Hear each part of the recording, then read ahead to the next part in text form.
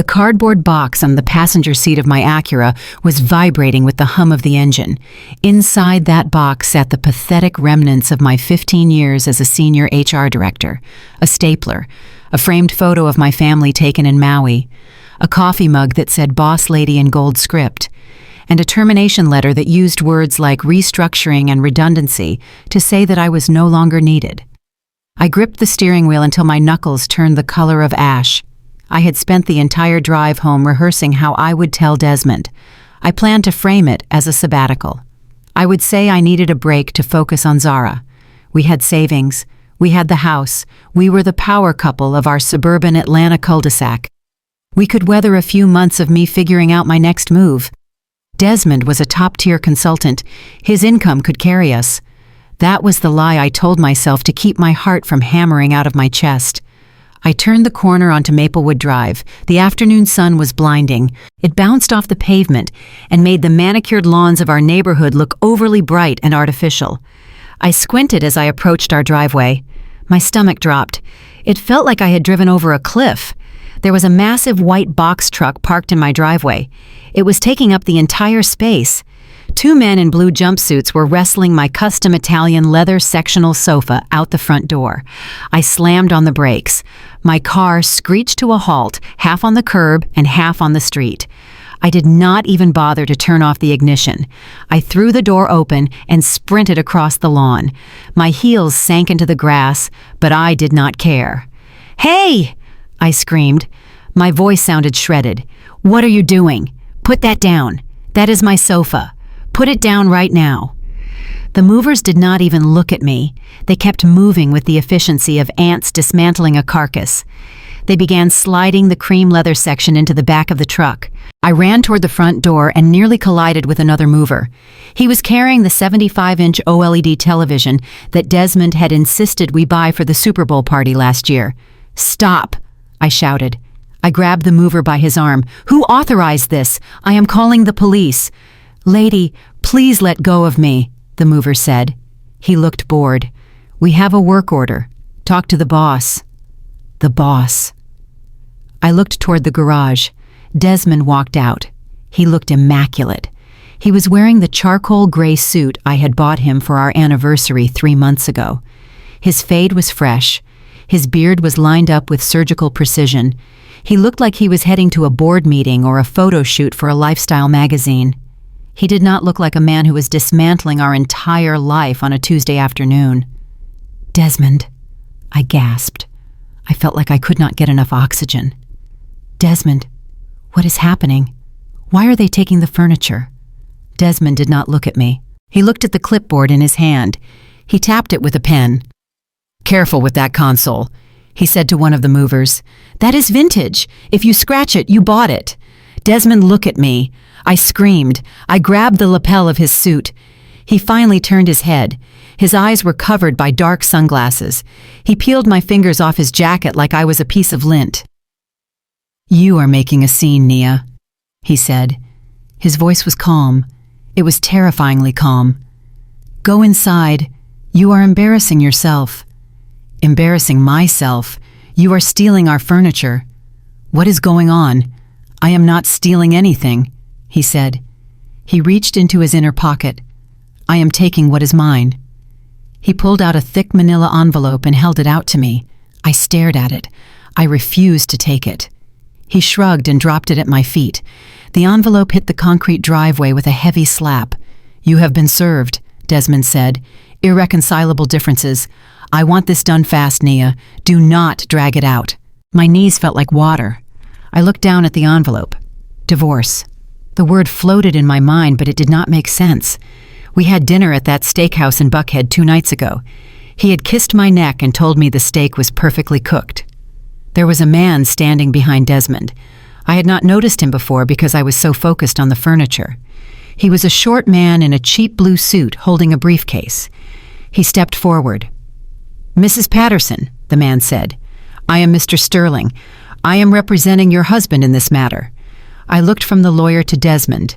Desmond was checking his watch. "You cannot just take everything," I whispered. "This is community property." "Actually, it is not," the lawyer said. He had a nasal voice that grated on my nerves. Mr. Patterson has receipts proving that the electronics and the furniture were purchased through his business account for home office staging purposes. Technically, they belong to his LLC. He is within his rights to liquidate company assets. Liquidate. I choked out the word. Desmond, talk to me. Why are you doing this? Desmond pulled out his phone. He turned his back to me. He dialed a number and put the phone to his ear. "Hey, babe," he said. His voice changed instantly. It became warm and low, the voice he used to use with me. "Yeah, I am wrapping up now. The movers are almost done." "No, she is just standing there." "It does not matter. I will be there in 20 minutes. Keep the champagne on ice. Love you. Love you." Those 2 words hit me harder than a physical blow. The air left my lungs. He was talking to someone else. There was someone else. He hung up the phone and turned back to the lawyer. "Give her the rest of the news," Desmond said. "I have to go." He started walking toward his black Mercedes parked on the street. "Desmond, wait!" I screamed. I ran after him. "You cannot leave." "What about Zara? She will be home from school any minute. How can you just leave?" He stopped with his hand on the door handle. He looked over the top of his sunglasses. "She is your problem now," he said. Then he got in the car. The engine roared to life. "Wait," the lawyer called out. He stepped in front of me, blocking my path to the car. "Mrs. Patterson, there is one more thing you need to be aware of." I tried to push past him, but Desmond was already pulling away. I watched the car speed down the street. He did not even look in the rearview mirror. "Mrs. Patterson," the lawyer said sharply, "you need to listen to me. This pertains to your living situation. My living situation." I spun around to face him. "My living situation is that my husband just ran off with my furniture.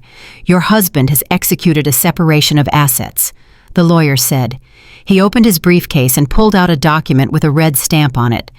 2 years ago, Mr. Patterson took out a second mortgage on this property." "What?" I said. "That is impossible. Both of us have to sign for a second mortgage." "I never signed anything." The lawyer smirked. It was a small, tight expression that made me want to slap him.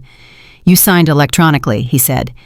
"The IP address matches the computer in your home office. The funds were dispersed to Mr. Patterson for investment purposes. Unfortunately, those investments did not yield the expected returns." He handed me the document. I saw my name.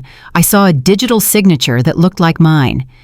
But I had never seen this paper in my life. "The loan is in default, Mrs. Patterson," the lawyer continued. "The bank has initiated foreclosure proceedings. You have 30 days to vacate the premises before the sheriff arrives to lock the property. 30 days. The world tilted on its axis. The sun seemed to get hotter. The buzzing of the cicadas in the trees became a deafening roar. "You are lying," I said. "We have equity. We have perfect credit. We are not in foreclosure. The paperwork is all there," the lawyer said. He closed his briefcase. "Patterson suggests you start packing immediately. 30 days goes by very fast." He turned and walked toward his own car. A gray sedan parked behind the moving truck. The movers were closing the back of the truck. They latched the heavy metal door with a clang that sounded like a prison cell slamming shut. The driver hopped into the cab. The truck rumbled and belched a cloud of black smoke into the pristine air of our neighborhood. I stood alone on the driveway. Mrs. Jenkins from across the street was standing on her porch. She was holding a watering can, but she was not watering her petunias. She was staring at me. Her mouth was slightly open. I knew what she was seeing. She was seeing the end of the fairy tale. She was seeing Nia Patterson, the woman who had it all, standing in her driveway with a termination letter in her car and a foreclosure notice in her hand. I looked at the house. Our beautiful brick colonial house with the white pillars and the black shutters. The house where we hosted Thanksgiving dinners. The house where we brought Zara home from the hospital. It was not a home anymore. It was a hollow shell. It was a debt I could not pay. 30 days. A scream built up in my chest. It started as a low groan and tore its way up my throat. I fell to my knees on the hot concrete. "Desmond!" I screamed. The sound echoed off the brick facades of the neighboring houses. I did not care who heard. I did not care about dignity. I felt like I was bleeding out. Every promise he had ever made to me was dissolving. 15 years of marriage, 15 years of building a life, 15 years of supporting his dreams and ironing his shirts and raising his child. Gone. He had taken the money, he had taken the furniture, he had taken the future. I knelt there for what felt like hours. The heat of the concrete burned through my stockings. My tears dripped onto the oil stains on the driveway. Finally, the sound of my own sobbing began to fade. The silence of the neighborhood returned. It was heavy and judging. I slowly lifted my head. I looked up at the house. I looked at the second floor. The curtains in Zara's room were drawn, but there was a gap. In the gap, I saw a face. Zara was standing there, my 13-year-old daughter.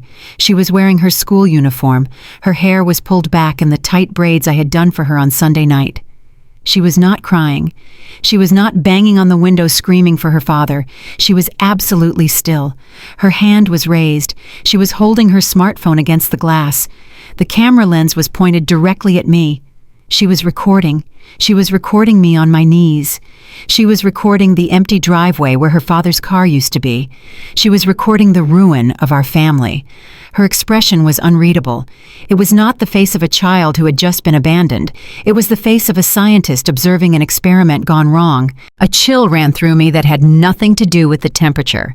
I wiped my face with the back of my hand and stood up. My legs were shaking. I had to go inside. I had to be a mother. I had to explain to my daughter that her father was gone and we might be homeless in 30 days.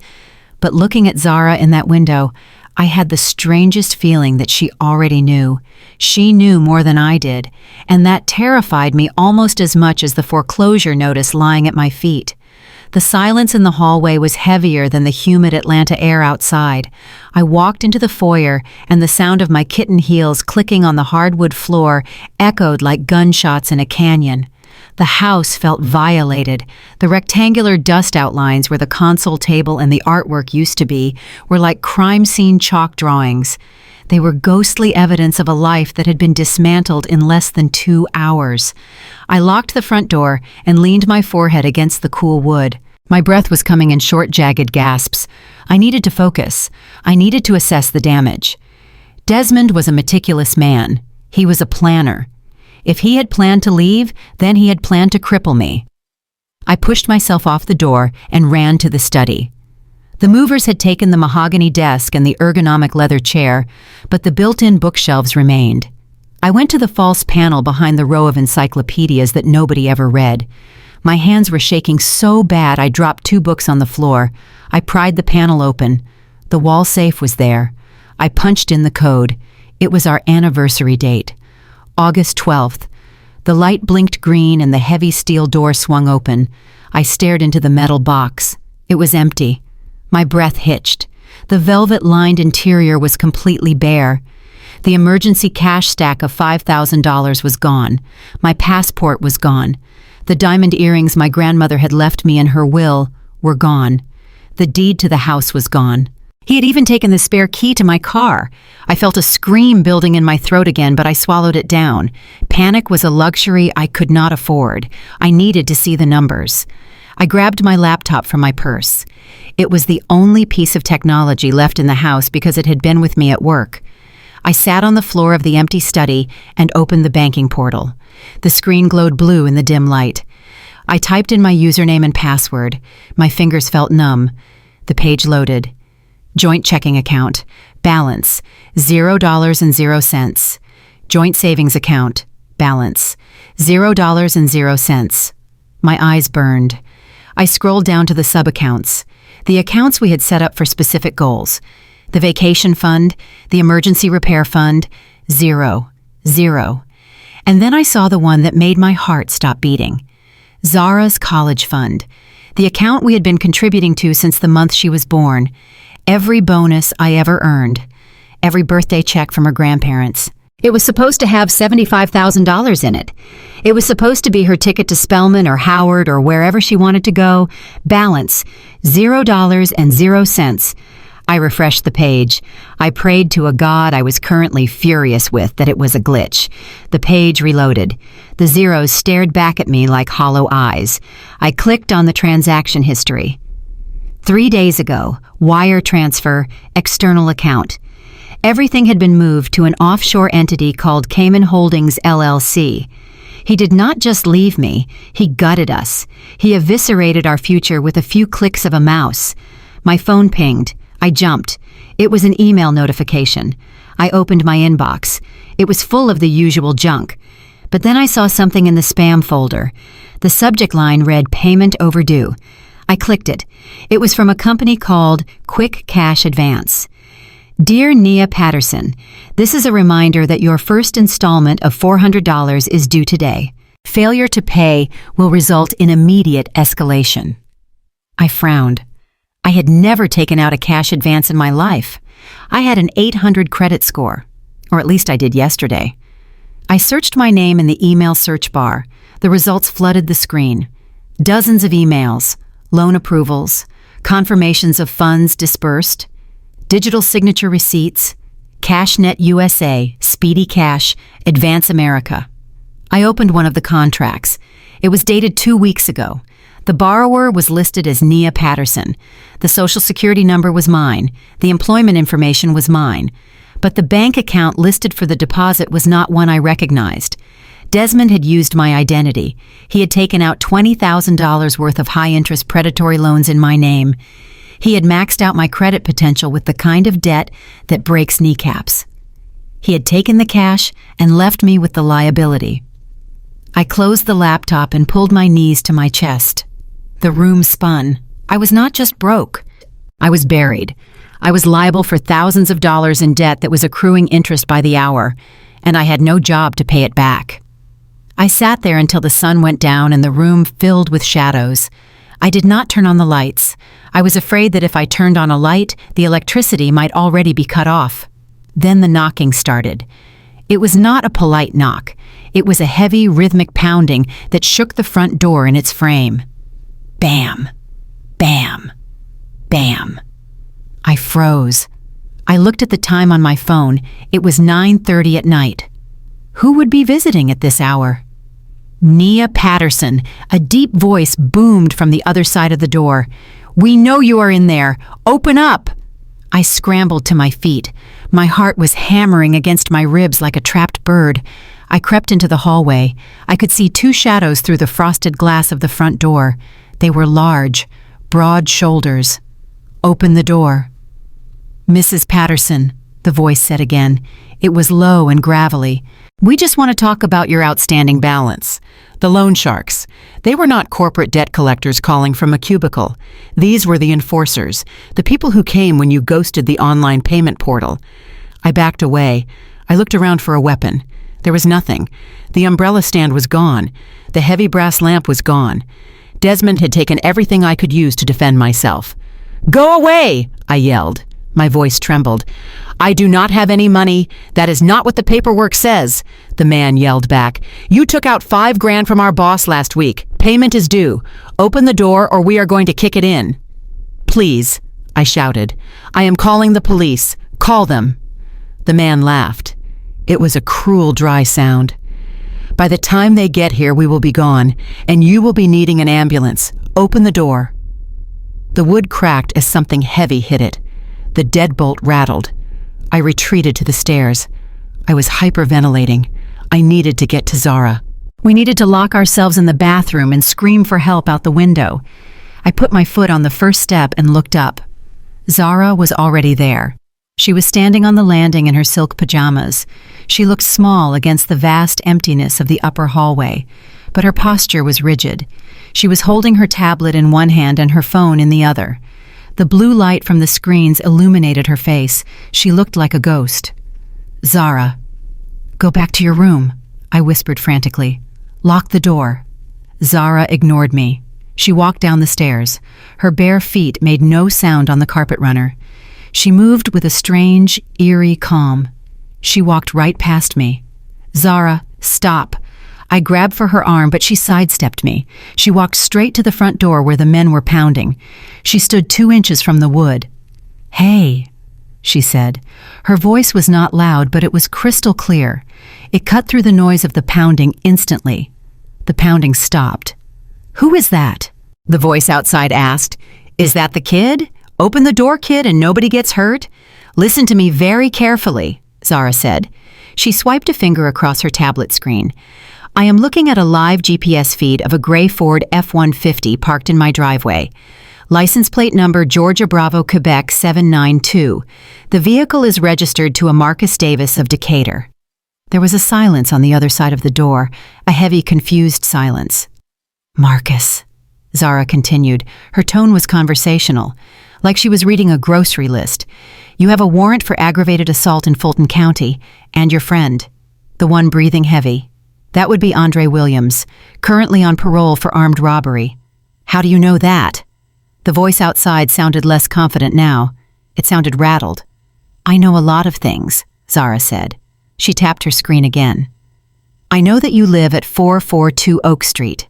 I know that your girlfriend Keisha just posted a photo of her new nails on Instagram 5 minutes ago, and I know that if you do not get off my porch in exactly 10 seconds, I am going to send your current geolocation and the audio recording of you threatening us directly to your parole officer. Open the door, you little witch, the man shouted, but there was fear in it now. He hit the door again, but it was weaker, sending in 3. Zara said calmly, 2, 1. I heard a phone ping on the other side of the door. What did you do? The voice screamed. I just sent a text to your parole officer asking if you are allowed to be out past curfew at a residence that is not yours, Zara said. I attached the GPS coordinates. You have about 4 minutes before the closest patrol car gets here. I suggest you run. There was a scuffle of heavy boots on the concrete. I heard cursing. I heard the sound of a car door slamming. Then tires squealed. The sound of a heavy engine roared and faded into the distance. Silence returned to the house. I stood at the bottom of the stairs. My mouth was open. I was trembling so hard I had to lean against the wall to stay upright. I looked at my daughter, my 13-year-old child who still slept with a stuffed elephant. Zara, I whispered, how did you do that? How did you know those things? Zara turned to face me. In the blue glow of her tablet, her eyes looked older than mine. They were cold. They were calculating. They were the eyes of someone who had seen the world for what it really was and decided not to be a victim of it. People leave digital footprints everywhere, Mom, she said. Even bad guys. Especially bad guys. She tapped a final command on her screen and the light on her tablet went dark. But they will come back, I said. My voice was hysterical. They will come back and kill us. No, they will not, Zara said. She started walking back up the stairs. I flagged their license plates in the Neighborhood Watch automated system. If that truck comes within 2 miles of this house again, the police will be dispatched automatically. They are done. She stopped on the landing and looked down at me. I was a mess. My hair was wild. My face was streaked with tears. I was barefoot and broken in a house that was no longer ours. Mom, go to sleep, she said. Zara, we have no money. He took everything. The college fund, the savings. I know, she said. She did not look surprised. She did not look devastated. She looked determined. Mom, do not worry, she said. And for the first time that night, her voice softened just a fraction. I handled it. She turned and walked into the darkness of the upper hallway. I heard her bedroom door close. Then I heard the distinct sound of a heavy lock sliding into place. I slid down the wall until I was sitting on the floor again. I was terrified of the men who had just left. I was terrified of the husband who had betrayed me. But as I sat there in the dark, listening to the hum of the refrigerator in the empty kitchen, I realized something else. I was terrified of my daughter. And thank God for that. 7 days, 168 hours. That was how long it had been since the moving truck rumbled away and left a crater where my life used to be. I sat in the plastic chair of a waiting room that smelled of stale coffee and industrial carpet cleaner. I was wearing my best navy blue suit. It was the one I used to wear when I was the one conducting the interviews. I smoothed the fabric over my knees. My hands were trembling. Mrs. Patterson. The recruiter stood in the doorway. She was young, maybe 25 years old. She had a kind face, but her eyes held a look I was quickly becoming familiar with, pity mixed with professional detachment. Please come in, she said. I followed her into the small office. I sat down and folded my hands on my lap, I needed this job. It was a junior HR generalist position. It was a step down from my previous title. It paid $40,000 less than I was used to making, but I did not care. I needed cash flow. I needed to stop the bleeding. "We were very impressed with your resume, Nia," the recruiter said. She looked down at the file on her desk. 15 years of experience, excellent references. You are honestly overqualified for this role. "Thank you," I said. My voice was tight. "I am looking for a new challenge. I am eager to get back to work." She hesitated. She tapped her pen against the desk. "However," she said slowly, "we ran the standard background and credit check this morning." My stomach turned into a knot of cold lead. "There are some significant flags on your financial report," she said. "Multiple recent delinquencies, a foreclosure notice filed 3 days ago, a debt-to-income ratio that exceeds our hiring threshold for personnel who handle sensitive employee data." I leaned forward. Desperation clawed at my throat. "I can explain that," I said quickly. "My husband and I are going through a separation. There was some confusion with the accounts. It is being rectified. I am a victim of identity theft." The recruiter closed the folder. The sound was soft, but to me it sounded like a gavel banging down. "I am sorry, Nia," she said. "Our policy is strict. We cannot hire someone with this level of financial instability to manage payroll and benefits. It is a liability issue." I walked out of the building into the blinding Atlanta sun. I felt naked. I had always defined myself by my competence, by my credit score, by my ability to solve problems. Now I was a liability. I was a risk. I drove my car to a pawn shop on Cheshire Bridge Road. It was a place with bars on the windows and a neon sign that buzzed angrily. I took off my wedding ring. It was a 2-carat solitaire set in platinum. Desmond had given it to me on our 10th anniversary to replace the modest band we started with. He had told me it was a symbol of how far we had come. I placed it on the scratched glass counter. $400, the man behind the counter said. He did not even look at me. He had a loop in his eye and grease under his fingernails. "That is a $10,000 ring," I whispered. "It is a used ring without a certificate," the man said. $400. Take it or leave it." I took the $400. I bought groceries. I bought gas. I paid the minimum on the electric bill to keep the lights on for another week. I sat in my car in the grocery store parking lot and dialed Desmond's number for the 50th time. "You have reached the voicemail of Desmond Patterson. Please leave a message." "Desmond, please," I said into the phone. My voice broke. "Please call me back. We have no food. Zara needs lunch money. You cannot do this to us. Just tell me what you want, please." I hung up. The silence in the car was deafening. I needed help. I had too much pride to ask my friends. I could not bear to see the look of shock on their faces. But family was different. Family was supposed to be there when the world fell apart. I started the car and drove toward Cascade Heights, toward the large brick house where my mother-in-law lived. Mother Patterson had always been cool toward me, but she loved Zara. She was a churchwoman, a pillar of the community. She would not let her granddaughter starve. I pulled into the driveway. My sister-in-law Keisha's car was there. Good. They were all together. We could talk. I walked up the steps and rang the doorbell. I could hear voices inside, laughter. The smell of pot roast and collard greens wafted through the door. It smelled like safety. The door swung open. Keisha stood there. She was holding a glass of sweet tea. Her smile vanished the moment she saw me. "What do you want?" she asked. She did not step back to let me in. "Keisha," I said, "I need to speak to Mother Patterson. It is important." Keisha laughed. It was a harsh barking sound. "You have some nerve showing your face here, Nia," she said. "After what you did, what I did." I stared at her. "Desmond left me Keisha. He took everything. He emptied the bank accounts. Stop lying." The voice came from behind Keisha. Mother Patterson walked into the foyer. She was wearing her Sunday hat and a strand of pearls. She looked at me with a disgust so profound it made me take a step back. "Desmond told us everything," Mother Patterson said. Her voice was ice cold. "He told us about your gambling problem." My mouth fell open. "Gambling? I have never gambled in my life." "He showed us the bank statements, Nia." Keisha sneered. "Thousands of dollars withdrawn at casinos. online betting sites. He told us how you drained the savings account to pay your bookies. That was him. I screamed. I felt like I was in a nightmare. Desmond did that. He put it in my name. He stole Zara's college fund. Do not you dare speak his name. Mother Patterson stepped forward. Her fingers shook in my face. My son is a good man. He worked himself to the bone to provide for you, and you threw it all away on blackjack and slots. And then you had the audacity to cheat on him. Cheat on him. I was shaking, my vision blurred.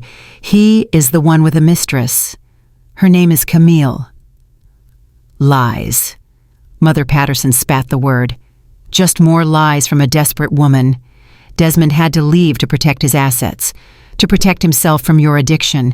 He is heartbroken. He called me crying yesterday. He is lying to you. I grabbed the door frame. Please, just listen to me. We are going to lose the house. Zara has nothing. Zara is welcome here anytime, Mother Patterson said. She can come live with us. We will raise her right, away from your influence. But you are not welcome in this house. Mother Patterson, please, get off my porch before I call the sheriff. Mother Patterson said. You are a disgrace, Nia. Keisha slammed the door in my face. The sound echoed in my ears. I heard the lock turn. I stood there for a long time. I stared at the wood grain of the door. I realized then that Desmond had not just stolen my money. He had stolen my narrative. He had planted the seeds of my destruction long before he left. He had turned his family into a weapon against me. I drove home in a daze. The sun was setting and the house looked dark and menacing. I walked inside. The air was stale. I expected to find Zara crying. I expected to find her hungry and scared. Instead, I walked into the kitchen and found order. Zara was sitting at the kitchen island. She was wearing her school uniform. Her white shirt was perfectly pressed. Her pleats were sharp. She was eating a sandwich cut into precise triangles. Her backpack was packed and sitting by the door. She did not look up when I entered. She was typing on her laptop. Her fingers moved across the keys in a blur. Zara, I said. I felt a surge of irrational anger. Where were you? I was worried. I was at school, she said. Her eyes did not leave the screen. Then I came home. I made dinner. There is a sandwich for you in the fridge. She spoke like a robot, like a machine that had been programmed to simulate a 13-year-old girl. I walked over to her. I saw reflections of code and spreadsheets in her glasses. Zara, look at me, I said. She stopped typing. She turned her head slowly. Her face was blank. What is it, Mom? We need to talk, I said. My voice rose. Your father is not coming back. His family hates us. We have no money. Do you understand that? We are alone. I know, she said. You know. That is all you have to say. I shouted. I wanted to shake her. I wanted her to scream. I wanted her to be a child so I could be the mother. But she was refusing to play her part. I am handling it, Mom, she said. She turned back to her computer. Stop saying that. I slammed my hand on the table. You are 13. You cannot handle this. You should be crying. You should be upset. Why are you so cold? Zara stiffened. She closed her laptop with a snap.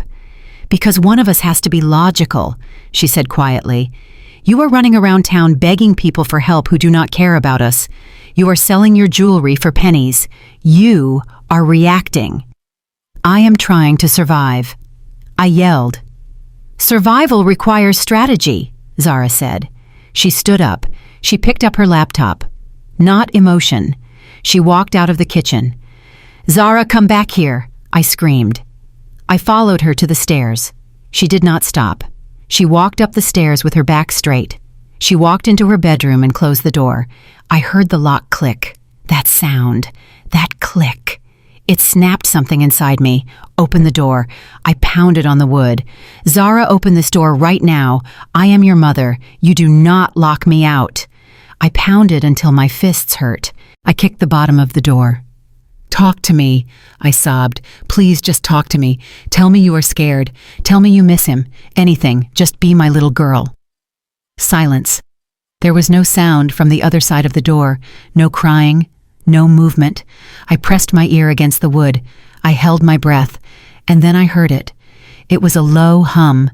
the sound of multiple computer fans spinning at high speed, and beneath that, the rhythmic clacking of a mechanical keyboard. Click, click, click. She was not sulking. She was working. I slid down the door until I hit the floor. I hugged my knees to my chest. I felt completely and utterly alone. My husband was a monster. My in-laws were enemies. And my daughter was a stranger. I sat there in the dark hallway for hours listening to the typing. It was relentless. It was fast. It sounded like rain on a tin roof. I did not know what she was doing in there. I did not know what she was planning. But as I listened to that steady rhythm, I realized something that chilled my blood. Desmond had underestimated me, but I had underestimated Zara. And I had a terrible feeling that whatever she was building behind that locked door was going to be far more dangerous than anything Desmond had done to us. I closed my eyes and let the sound of the typing lull me into a fitful sleep right there on the floor. The war had begun, and my 13-year-old daughter was the general. I stepped back and prepared to throw my entire body weight against the white wood of my daughter's bedroom door. I was done asking. I was done begging. The sound of that relentless typing was driving a spike of madness into my brain. Zara, open this door, I screamed one last time. I tensed my shoulder to ram the lock, but before I could move, the clicking stopped abruptly. There was a pause. A heavy silence settled over the hallway. Then I heard the slide of the deadbolt. The door creaked open inward. I expected to see a dark room. I expected to see a messy bed and a sullen teenager hiding under the covers with a laptop. I expected the smell of body spray and teenage angst. I did not see any of that. I took one step across the threshold and stopped dead. My mouth fell open. The air inside the room was 10 degrees hotter than the hallway. It smelled of ozone and hot plastic. It smelled like the server room at my old office building. This was not a bedroom. This was a command center. The blackout curtains were taped to the window frames, ensuring not a single photon of moonlight could enter. The only illumination came from the spectral blue and green glow of the technology that dominated the space. Zara had pushed her twin bed into the corner and covered it with laundry. The center of the room was occupied by a massive L-shaped desk constructed from 2 folding tables. On top of those tables sat 3 curved monitors arranged in a panoramic arc. Cables snaked across the floor like black vipers. A tower of hard drives sat on the floor humming with a low, aggressive vibration. The walls. My God, the walls. The pink floral wallpaper I had picked out for her 10th birthday was completely covered. It was plastered with printouts, bank statements, maps, grainy photographs, complex diagrams connected by red string that looked like a spider web of conspiracy. Zara sat in the center of it all. She spun her chair around to face me. The blue light from the screens reflected in her glasses, making her eyes look hollow and digital. "Come in, Mom," she said. Her voice was terrifyingly calm. "Close the door. We have a lot of ground to cover." I walked in slowly. I felt like I was entering the cockpit of a spacecraft.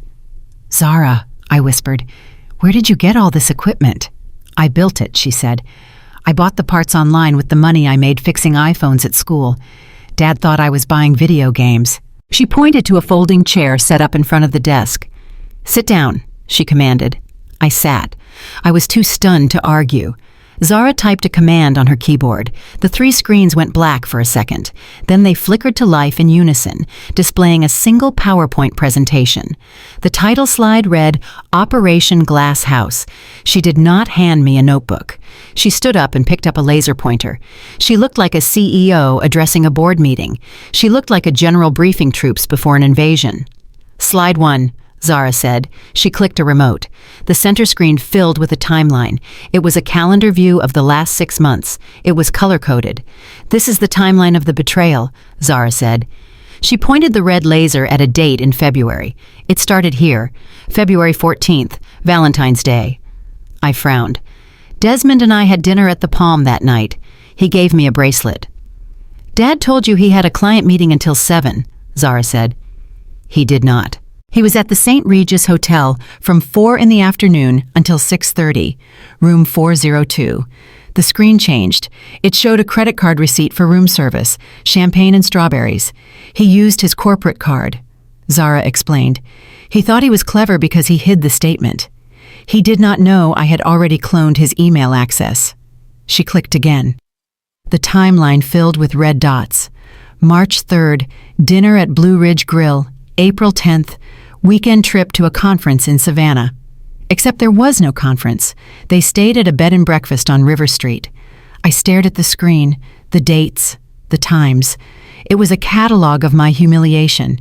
Every time I thought he was working late to provide for us, he was with her. "Who is she?" I asked. My voice was thick. "Is she young? Is she pretty?" Zara scoffed. It was a harsh adult sound. "You think this is about beauty, Mom. You think this is a midlife crisis. This is a business transaction." She clicked the remote. Slide 2. The asset. A photograph appeared on the left screen. It was a high-resolution headshot. The woman was black. She was beautiful in a sharp, predatory way. Her hair was cut in a sleek bob. Her suit looked expensive. Her eyes were hard. "This is Camille Vance," Zara said. "I know her name," I said. "You know her name," Zara corrected. "You do not know who she is. Dad told you she was a new consultant at his firm, a secretary, someone he was helping out." I nodded. That was exactly what he had said.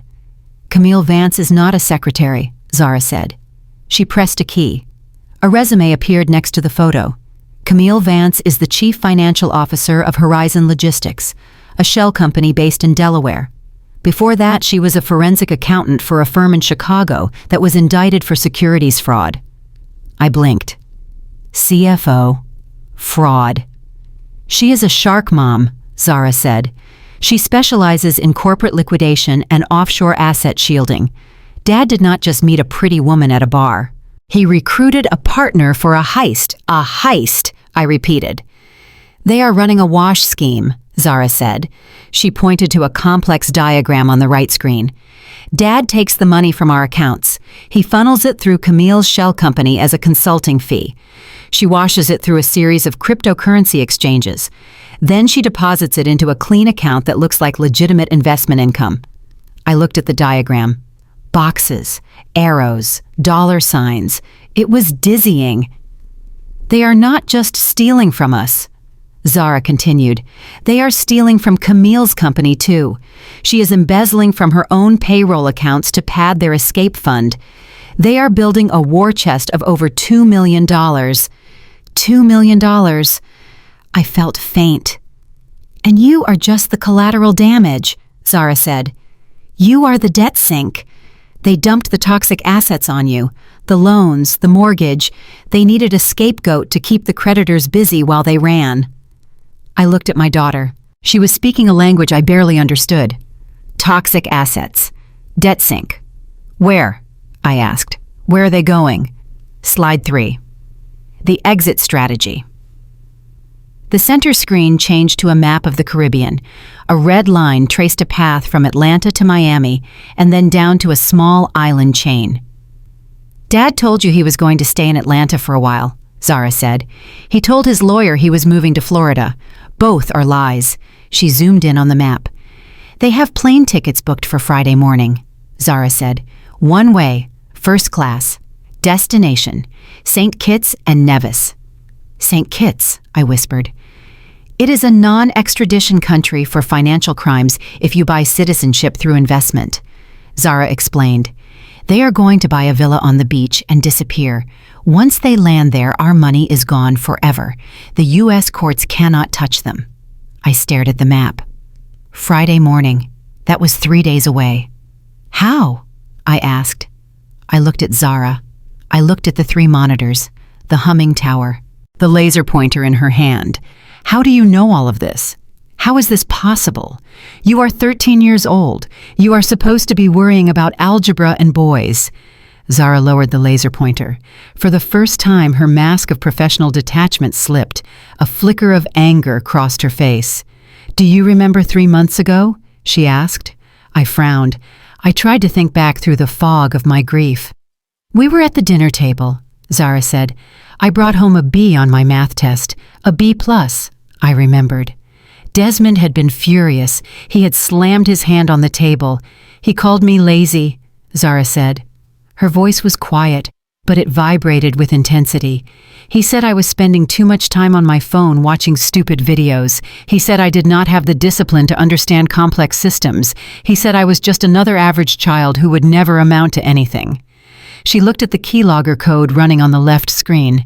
Streams of data cascading like a digital waterfall. He hurt my feelings, she said. But he also challenged me. He said I did not understand systems. So I decided to learn his system. She walked over to the tower of hard drives and patted it gently. That night, I installed a kernel-level keylogger on his laptop while he was in the shower. I put an audio bug in his home office disguised as a USB charger. I cloned his phone SIM card while he was sleeping. She turned back to me. Her eyes were blazing. I did not do it to save us. Not at first. I did it because I wanted to see if he was as smart as he said he was. She gestured to the screens, to the evidence of his infidelity and his crimes. He is not smart, Mom, she said. He is arrogant. He uses the same password for his bank account that he uses for his fantasy football league. He writes his PIN numbers in the Notes app on his phone. He leaves his GPS on. She walked closer to me. She looked up into my face. He looked at me for 13 years, and he never really saw me. He saw a tax deduction. He saw a prop for his family photos. She took a deep breath. He thought I was just a little black girl addicted to TikTok. He thought I was distracted and shallow. She smiled. It was a sharp, dangerous smile. That was the biggest mistake of his life. Because while he was busy underestimating me, I was busy downloading his entire existence. I looked at her. I really looked at her. The braids were the same. The glasses were the same. But the person behind them was someone entirely new. She was not a victim. She was not a child caught in the crossfire. She was a hunter. Desmond had created a monster. He had bullied his daughter into excellence, and now that excellence was aimed directly at his throat. I felt a strange sensation in my chest. The fear was still there, but something else was mixing with it. Pride. Ferocious, terrifying pride. So, I said.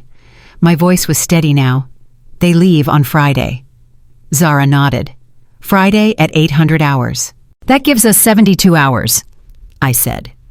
Zara walked back to her chair and sat down. She cracked her knuckles. 72 hours is a lifetime in the digital world, Mom, she said. She typed a command. The screens changed again. The map of St. Kitts disappeared. It was replaced by a new window. It was a banking interface, but it was not ours. It was the login screen for Horizon Logistics, Camille's shell company. The username field was already filled in. The cursor blinked in the password field. What are we going to do? I asked. Zara looked at me over her shoulder. The blue light danced in her eyes. We are not going to get mad, she said. We are going to get even, and then we are going to get paid. She hit the enter key. Access granted.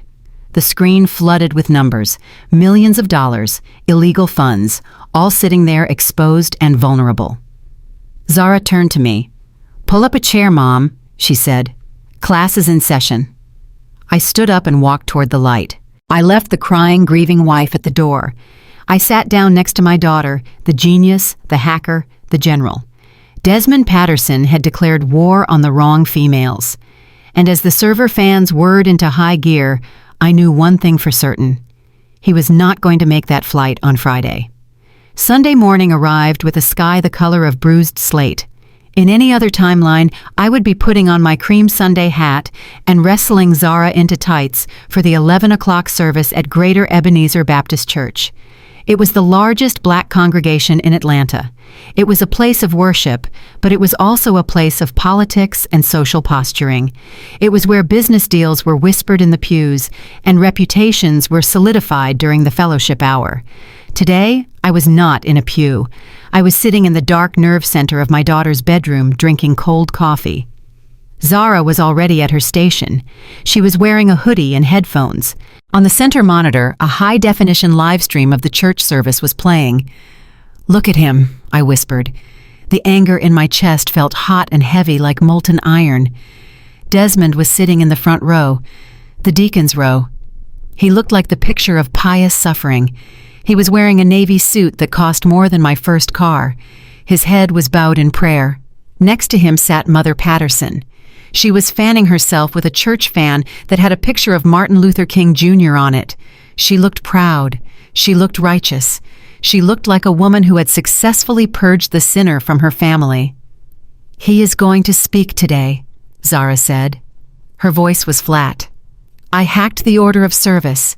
He is scheduled to give a testimony about overcoming family trials." Family trials. I laughed, but it was a bitter sound.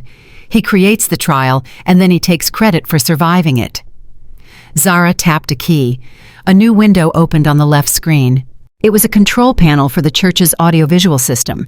Faders and volume knobs and projector inputs appeared in digital form. "How did you get access to this?" I asked. "The sound guy is Deacon Miller's nephew," Zara said. "He uses the password Jesus Saved Me 123 for the main server. He really should have used two-factor authentication." On the screen, the choir finished their selection. The music faded. The senior pastor stepped to the pulpit. He was a large man with a booming voice that could shake the rafters. "Church," the pastor said, "today we have a heavy heart. One of our most faithful brothers is going through a storm, but he is here today to testify about the goodness of God, even in the midst of betrayal. Please welcome Brother Desmond Patterson."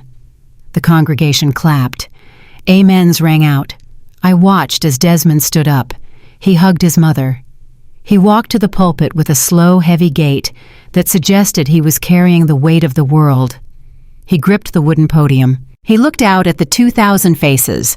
He took a dramatic pause. "Saints," Desmond began. His voice was thick with emotion.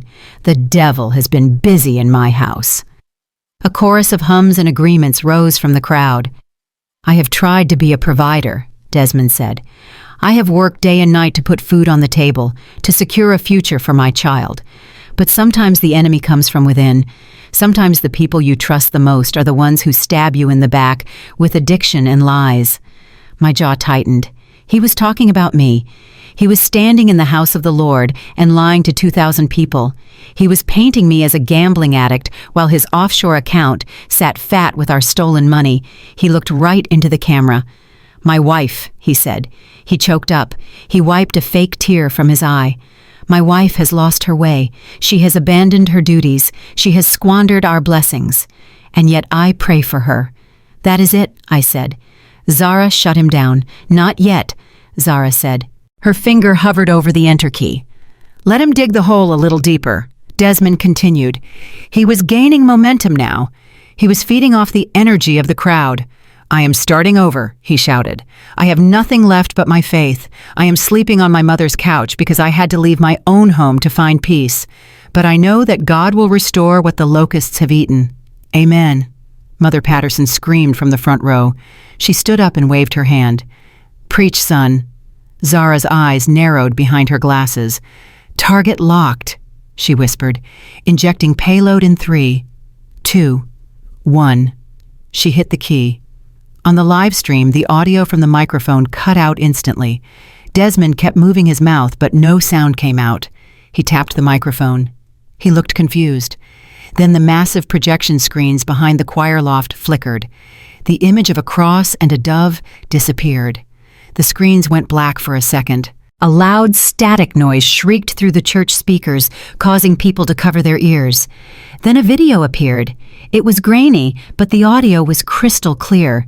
It was a recording from the interior of a luxury car. I recognized the dashboard. It was Desmond's Mercedes. Desmond was driving. Camille was in the passenger seat. She was wearing sunglasses and laughing. The sound of their laughter boomed through the sanctuary. It was loud. It was vulgar. It filled every corner of the church. "So did the old bat buy it?" Camille's voice asked. Desmond laughed. He slapped the steering wheel. "Hook, line, and sinker," Desmond said. His voice was arrogant. It was the voice he used when he was bragging to his boys. "My mother thinks Nia has a gambling addiction. I showed her some fake bank statements I printed off Photoshop. She practically kicked Nia off the porch." The church went silent. 2,000 people froze. Desmond on the pulpit froze. He turned around and looked up at the giant screen behind him. In the video, Camille cackled. "You are wicked, Des," she said. "What about the church folks? Won't they ask questions?" "Please," Desmond sneered in the video. "Those sheep at Greater Ebenezer will believe anything I tell them. As long as I put $100 in the collection plate and quote a scripture, they will treat me like a king. They are a bunch of broke hypocrites anyway." Gasps rippled through the congregation. The pastor stood up. He looked horrified. Desmond on the pulpit started waving his arms. "Cut it!" he screamed. "Turn it off! It is a fake! It is a deep fake!" But Zara had locked the system. The sound guy was frantically pushing buttons in the back booth, but nothing was working. The video continued. "And the money?" Camille asked. "Did you get the college fund?" $75,000, Desmond said. "Clean sweep. I transferred it yesterday. The kid does not need Spellman. She can go to community college if she is lucky. That money is for our villa in St. Kitts, baby." "No." A scream rang out in the church. It was high and piercing. The camera on the live stream panned wildly. It landed on the front row. Mother Patterson was standing up. She was clutching her chest. Her face was a mask of gray shock. She looked from the screen to her son, the son she had defended, the son she had idolized. "You stole from Zara," she screamed. Her voice cracked. "You lied to me." "Mom, wait!" Desmond yelled. He tried to step down from the pulpit. The video played on. "Nia is going to be homeless in 30 days, Desmond said on the screen. He took a sip of a latte. "And the best part is, she thinks it is her fault. I convinced her she signed those loan documents. She is so stupid she probably believes it." Pandemonium broke out. A deacon in the second row stood up. He threw his hymn book at the pulpit. "Get him out!" The deacon roared. "Get him out of this house!" The choir members started shouting. People were standing on pews. The image of Desmond laughing and calling them sheep played on a loop behind the real Desmond, who was now cowering behind the podium. Zara zoomed the camera in. Mother Patterson's eyes rolled back in her head. Her knees buckled. She collapsed into the arms of the usher standing next to her. "Mama!" Desmond screamed. He tried to run to her, but he was blocked. 3 large deacons intercepted him. They were not smiling. They grabbed Desmond by the arms of his expensive suit. They did not escort him gently. They dragged him. "Get your hands off me!" Desmond shouted. His voice was high and panicked. "This is a setup. My computer was hacked. Liar!" Someone shouted from the balcony. "Thief!" Another voice yelled. The deacons hauled him down the center aisle, the same aisle he had walked down so proudly 10 minutes ago.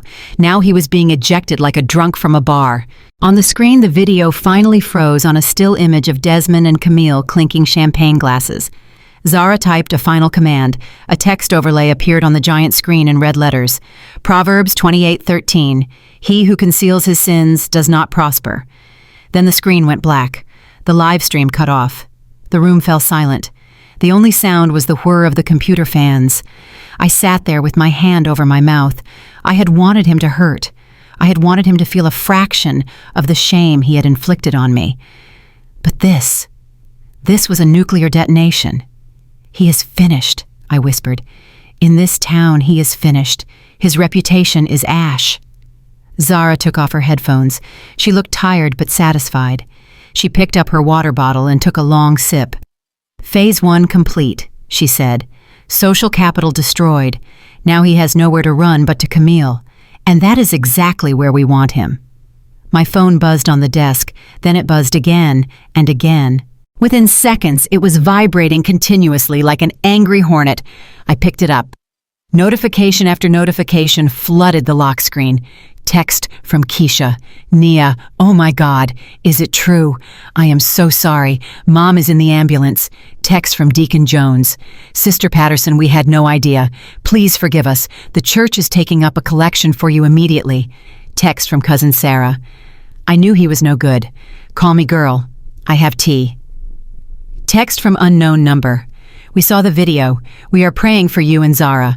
The people who had shunned me yesterday were now flooding my inbox with apologies. The flying monkeys were scrambling to get back on the right side of history. I turned the phone over and placed it face down on the desk. I did not want their apologies. I did not want their pity.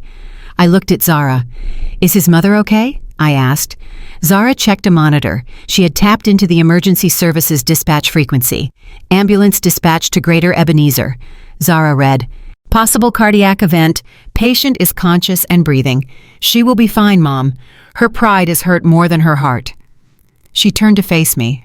"Do not feel bad for them," she said firmly. "They watched you cry on their porch and they slammed the door. They only care now because they were embarrassed publicly." She was right. As always, she was right. Desmond was isolated now. He had no church. He had no family support. He was a pariah. "He will be desperate," I said. "A desperate man is dangerous." "That is why we need to move to phase 2 immediately," Zara said. She closed the church control panel. She opened the file labeled Camille Vance. "He thinks he can run to her," Zara said. "He thinks she is his safety net." She cracked her knuckles again. The sound was sharp in the quiet room. "We are about to cut the net." The euphoria of the church victory lasted exactly 45 minutes. We were sitting in this war room eating cold pizza. The silence in the house felt different now. It was not the heavy silence of abandonment. It was the charged silence of a bunker after a successful air raid.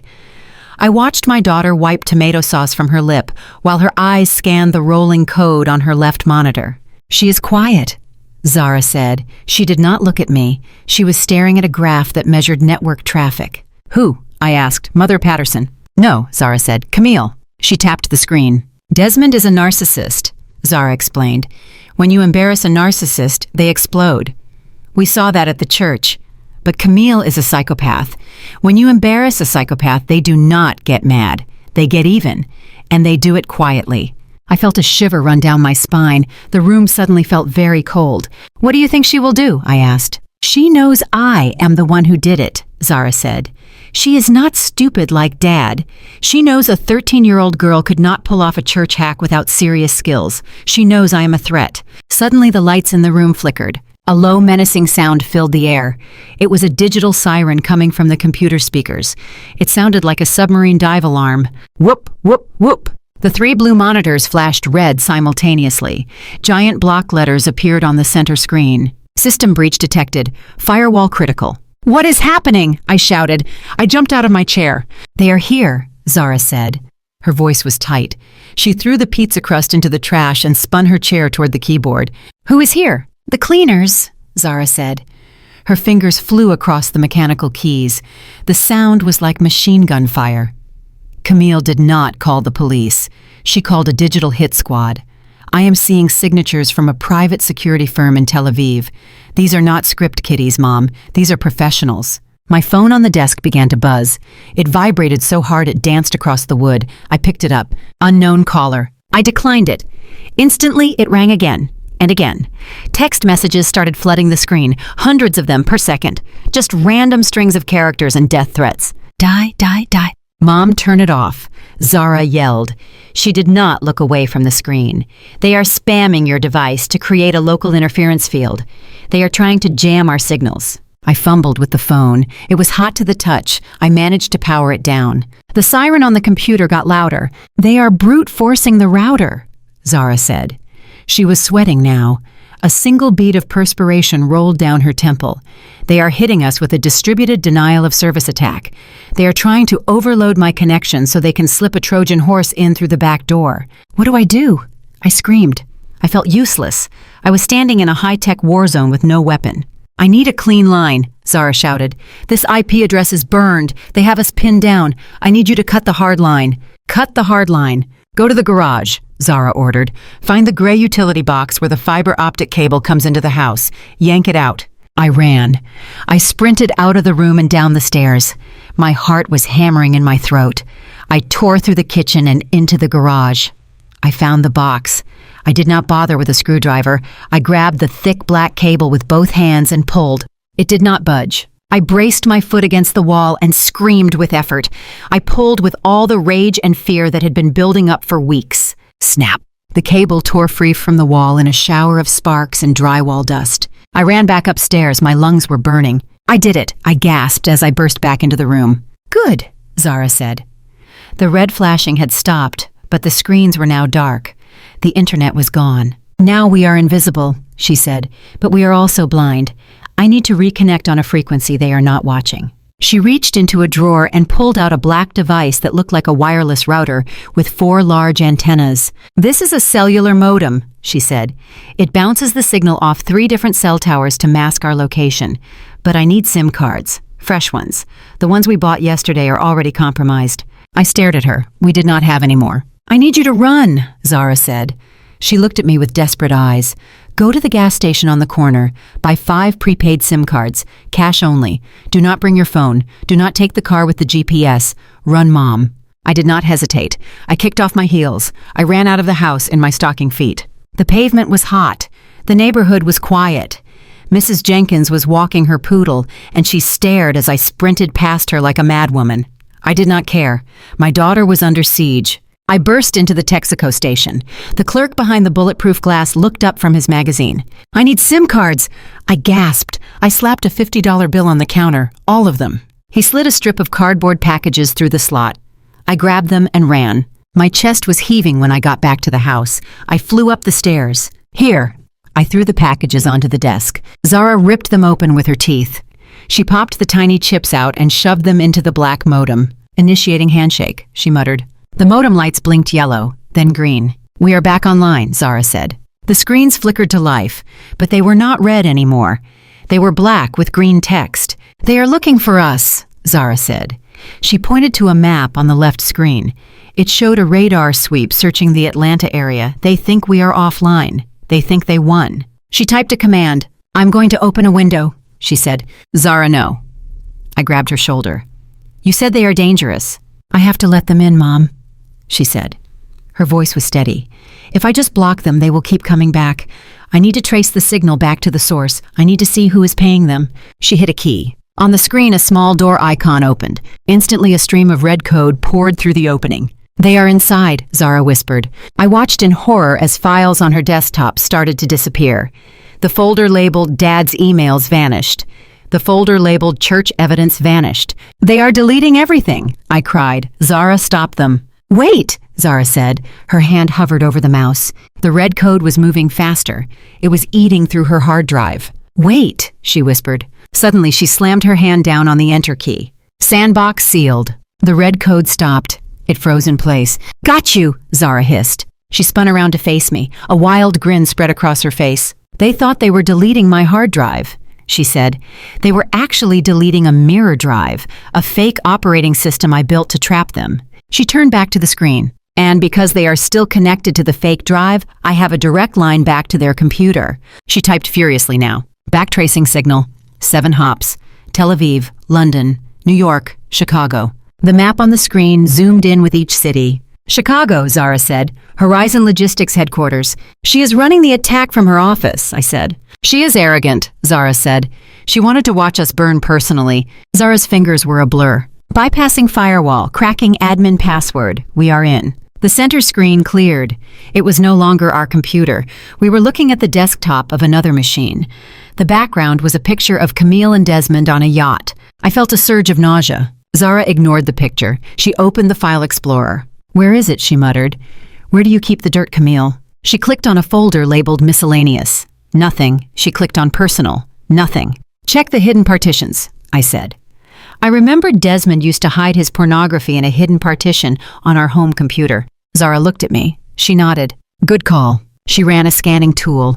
A gray block appeared on the drive map. Partition Z. Encryption level high. Zara cracked her knuckles. Let's see what you are hiding. She launched a decryption program. A progress bar appeared. 10%, 50%, 90%. Click. The folder opened. Inside, there was a single Excel spreadsheet file. The file name was just a date. 1985.xlsx. Zara opened it. The screen filled with rows and columns. It looked like a boring accounting document. I do not understand, I said. It is just numbers. Zara scrolled to the right. She scrolled past column Z, past column AA, all the way to column AZ. There was a second set of numbers. Here it is, Zara whispered. The Holy Grail. What is it? It is a double ledger, Zara said. Her voice was filled with awe. See these numbers on the left? These are the numbers she shows the IRS. These are the numbers she shows the shareholders. They show a modest profit. She pointed to the numbers on the far right, the ones hidden in the deep columns. But these numbers, these are the real transactions. She highlighted a row. Date May 12th, payee Cayman Holdings, amount $75,000. Notes. Education fund extraction. That is my money, I choked out. Zara scrolled down. Date June 1st, payee Offshore Shield, amount $250,000, source payroll diversion. Date June 15th, payee Bitcoin Wallet X, amount $500,000, source vendor kickback. Zara did a quick sum of the column. The total appeared at the bottom, $2,400,000. She has been stealing from her own company for 5 years, Zara said. She has been skimming off the top of every contract, every merger, every acquisition. Zara sat back in her chair. The adrenaline was starting to fade, leaving us both trembling. We have it, she said. We have the smoking gun. This does not just prove she stole our money. This proves she stole millions from dangerous people, from investors, from the government. She looked at me. This is not just a lawsuit anymore, Mom. This is federal prison. I looked at the screen. I looked at the clinical rows of numbers that represented the destruction of my family. Save it, I said. Save it to 3 different drives, cloud backup, physical backup, everything. Done, Zara said. She pulled the flash drive out of the computer and handed it to me. The metal was warm in my hand. Hold on to that, she said. That is our leverage. That is our future. She looked at the black screen where the red code was still frozen in her trap. They tried to kill us, she said softly.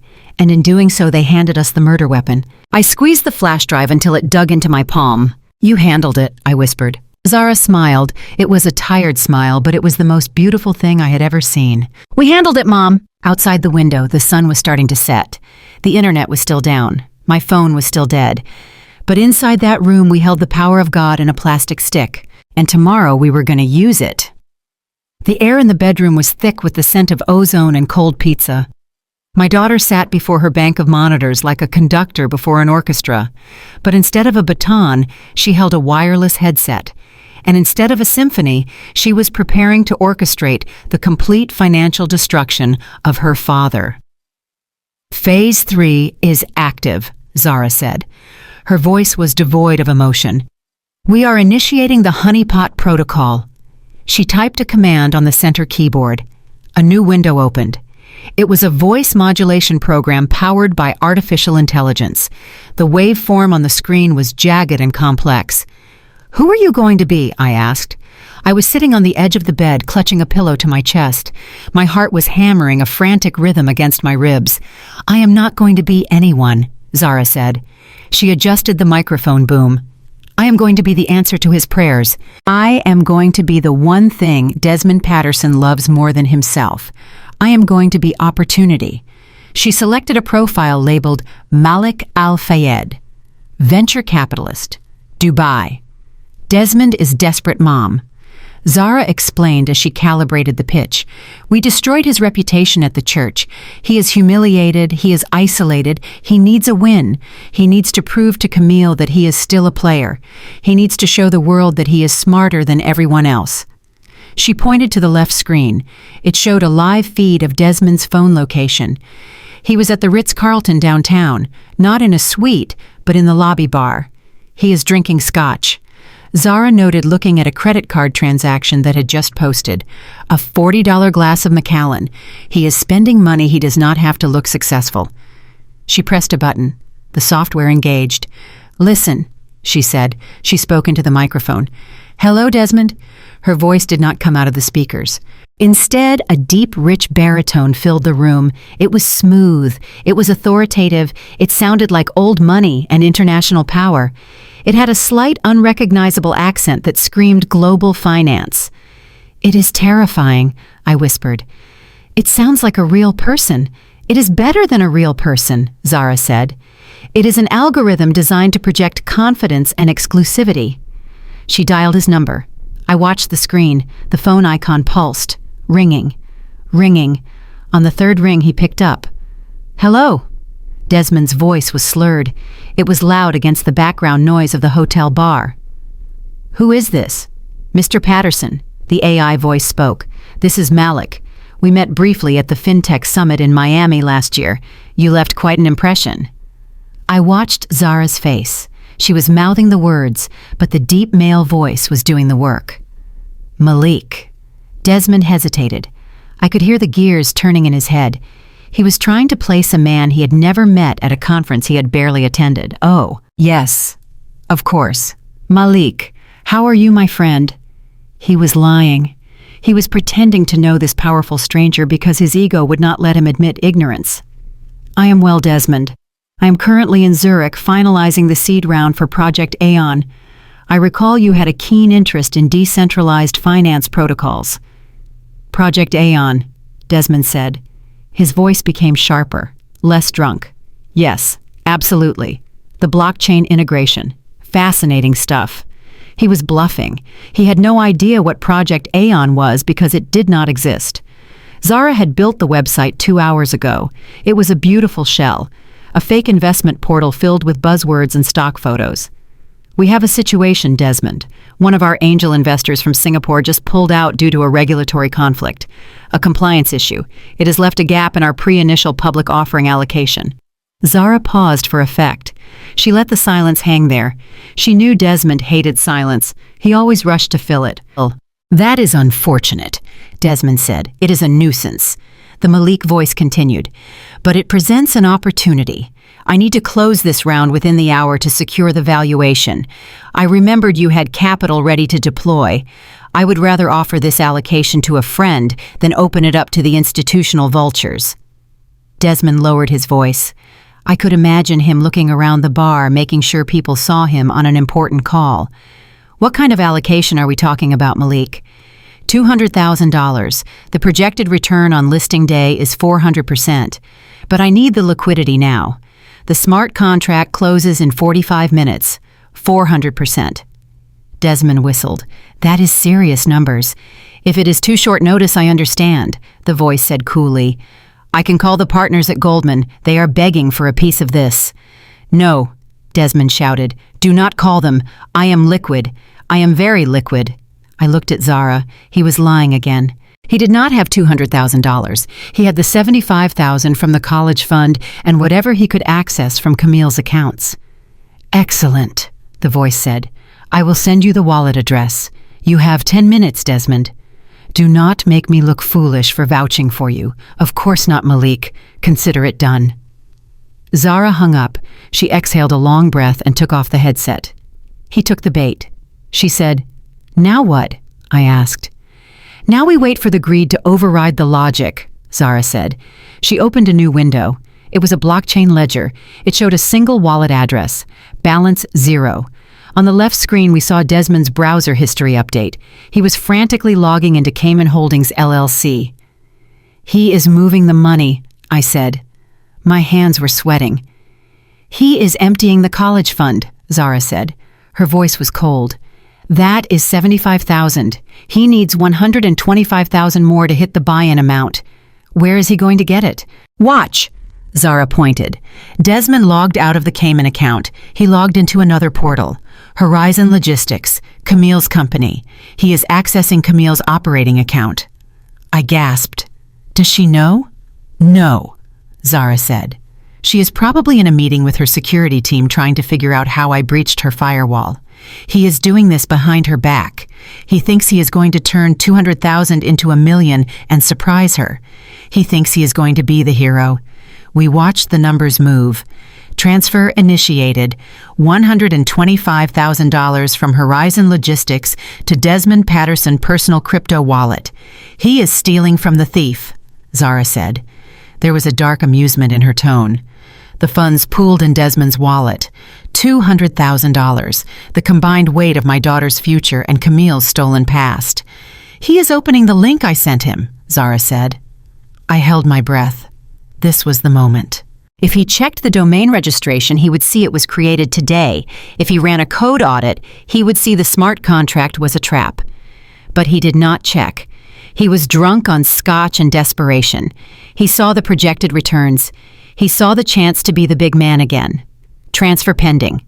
The screen flashed yellow. Confirm transaction. Zara's finger hovered over her own enter key. "Come on, Dad," she whispered. Bet on yourself. The screen flashed green. Transaction confirmed. 200,000 USDT received. Got him, Zara shouted. She hit her enter key instantly. The money hit the fake Project Aeon wallet, but it did not stay there. Zara had written a script that executed the moment the funds arrived, initiating tumble cycle. Zara narrated. On the screen, the money shattered. It split into hundreds of smaller transactions, 5,000 here, 10,000 there. It bounced through servers in Estonia, Panama, the Cayman Islands. It moved through a digital mixer that scrubbed the source code clean. Desmond is staring at his screen right now, waiting for his tokens to appear, Zara said. She typed a command. Let's give him a receipt. She sent a notification to Desmond's phone. We saw it pop up on the mirror screen. Error 404. Project Aeon not found. What happens when he sees that? I asked. He will panic, Zara said. He will try to refresh the page. Then he will try to call Malik back. The phone rang. Zara let it ring. He will realize he has been scammed, she said. But he cannot call the police. You cannot tell the cops you lost stolen money investing in a fake illegal crypto scheme. The money on Zara's screen started to reassemble. The hundreds of small streams merged back into a mighty river. Depositing funds, Zara said. A final window opened. It was a bank in Zurich. A numbered account that Zara had opened 2 days ago under my maiden name. Deposit received $200,000. It is done, Zara whispered. She swiveled her chair around. Her face was illuminated by the green glow of the balance. Your $75,000 is back, Mom, plus interest, plus damages, plus a little extra for pain and suffering. I looked at the number. $200,000. It was more money than I had ever seen in one place. It was enough to pay off the arrears on the mortgage, enough to send Zara to college, enough to start over. But Desmond, I asked, what happens to him now? Zara pointed to the location tracker. Desmond was moving. He was leaving the hotel. He was moving fast. He just stole $125,000 from Camille, Zara said, and he lost it in 5 minutes. When she opens her books and sees that money is gone, she is not going to file a lawsuit. Zara took off her glasses and rubbed her eyes. She looked suddenly very young and very tired. She is going to hunt him down. I stared at the screen. The dot representing Desmond was merging onto the highway. He was driving erratically. You turned them against each other, I said. I introduced chaos into a closed system. Zara corrected. Entropy did the rest. She stood up and stretched. Her joints popped. I am hungry, Mom, she said. Can we order Thai food? I think I can afford the extra spring rolls now. I looked at my daughter. She had just committed grand larceny. She had defrauded her father. She had laundered money across international borders. And now she wanted spring rolls. I stood up and pulled her into a hug. She felt small in my arms. Yes, baby, I said. I kissed the top of her head. We can get all the spring rolls you want. As I held her, I looked over her shoulder at the screen. The balance glowed steady and bright. $200, $1,000, and the college fund was safe. The house was safe. But outside in the dark Atlanta night, Desmond Patterson was driving a luxury car he could no longer afford, running from a woman who would kill him for a mistake he had just made. He had wanted to be a high roller. Zara had granted his wish. She had let him bet his life. And the house always wins. The glow of the monitors in the war room was the only light in the house. The Thai food we had ordered sat uneaten on the desk. My appetite had vanished the moment Zara typed the command to open the live newsfeed on the center screen. We were watching the end of the world, or at least the end of Desmond Patterson's world. The screen showed an aerial view from a news helicopter hovering over the gleaming glass tower of the Horizon Logistics building in downtown Atlanta. The headline at the bottom of the screen screamed in bold red letters, "Federal raid underway at financial firm. This is it," Zara whispered. She leaned forward in her chair. Her face was illuminated by the flickering pixels. On the ground level, a swarm of agents in navy blue windbreakers with yellow letters spelling Federal Bureau of Investigation on their backs were pouring into the lobby. They moved like a colony of aggressive ants. They were carrying empty cardboard boxes that would soon be filled with evidence. Zara tapped a key and switched the feed to a street-level camera she had hijacked from a traffic light. The image was grainy, but the faces were unmistakable. I saw Camille. She was being escorted out of the revolving glass doors. The woman who had sneered at me from photographs. The woman who had embezzled millions. The woman who was supposed to be running away to a tropical island on Friday. She was not wearing her designer sunglasses now. Her wrists were bound behind her back with shiny metal handcuffs. Her head was bowed. Her sleek bob was disheveled. 2 agents gripped her arms tightly as they marched her toward a waiting black SUV. "She looks smaller," I said. My voice was barely a whisper. "She looks like a criminal." "She is a criminal," Zara said. "She is just finally wearing the right accessories." And then I saw him, Desmond. He was standing on the sidewalk just outside the police tape. He was frozen. He was still wearing the suit he had worn to church, but now the jacket was unbuttoned and his tie was loose. He looked like a man who had just watched a ghost walk out of a grave. He was holding his phone to his ear. I knew exactly what he was listening to. He was listening to the automated message telling him that the $200,000 he had just transferred to the Project Aeon wallet had vanished into the digital ether. He looked at his phone, then he looked at Camille being shoved into the back of the federal vehicle. The realization hit him like a physical blow. I saw his knees buckle. He reached out a hand toward the car as it pulled away. His mouth opened in a scream that the traffic camera could not capture. "He has lost everything," I said. In the span of 1 hour, he lost his reputation at church. He lost his mistress to the FBI. And he lost the last of his stolen money to a fake investor.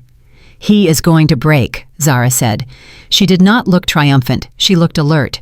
Narcissistic collapse is imminent. He has no supply left, no money, no status, no woman. He is cornered. Suddenly the phone in my hand exploded with noise. The ringtone was loud in the quiet room. The screen flashed. "Desmond." "Do not answer it," I said. I dropped the phone on the desk like it was a live grenade. "He is crazy, Zara. Look at him." On the screen, Desmond was pacing frantically on the sidewalk. He was shouting into his phone.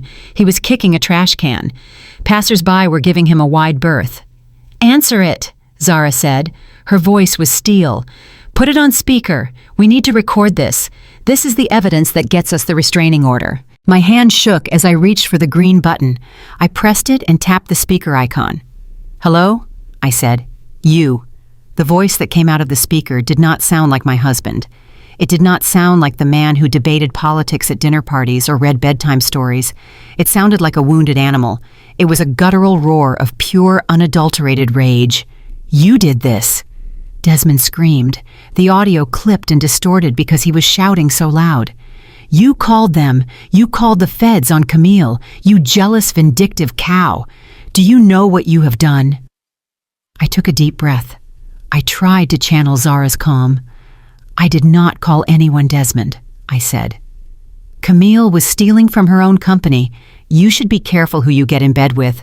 "Shut up!" he shrieked. "Shut up about Camille! Where is my money, Nia? Where is the money?" "I do not know what you are talking about," I said.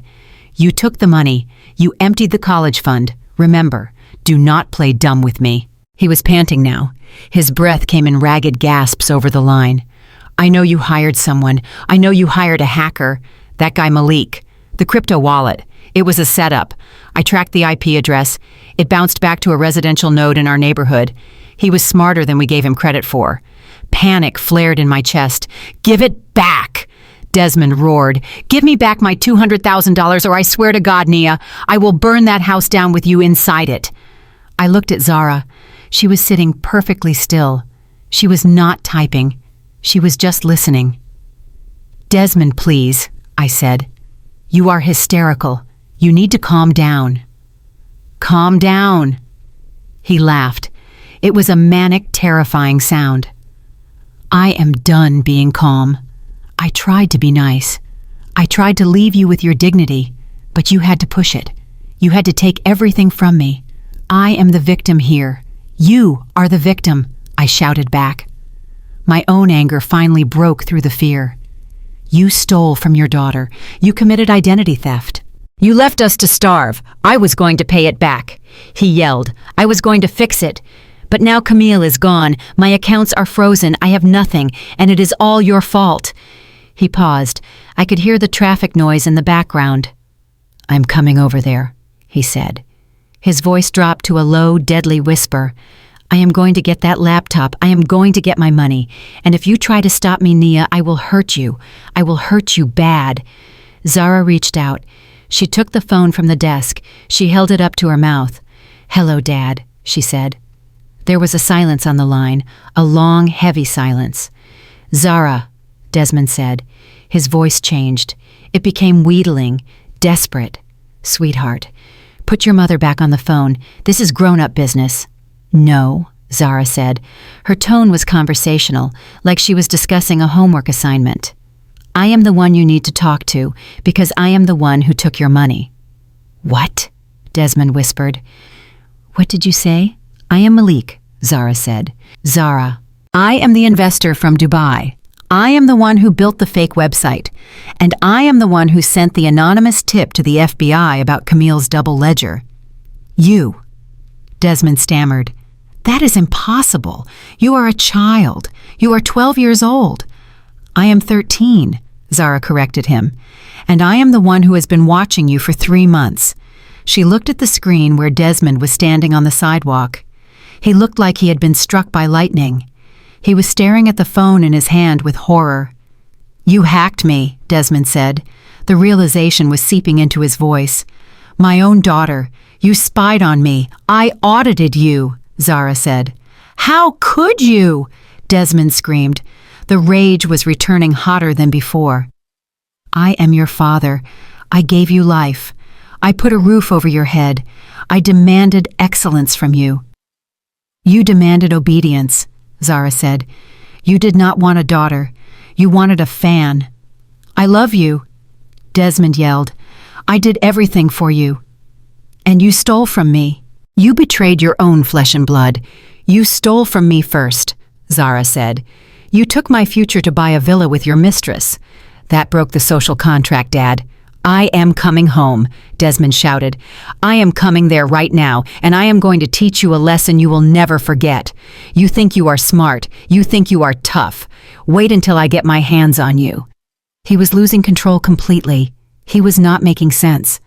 I am the man of that house. He screamed, I am the king. You do not dethrone the king. Zara looked at the phone. Her expression was one of profound disappointment. You are not a king, she said. Shut up, Desmond roared. I am your father. Zara took a deep breath. She delivered the final blow with surgical precision. You are a security vulnerability that I just patched, she said. What? You are a bug in the system. Zara continued. You are malware, and I just ran the antivirus. I am going to kill you. Desmond screamed. The words tore out of his throat.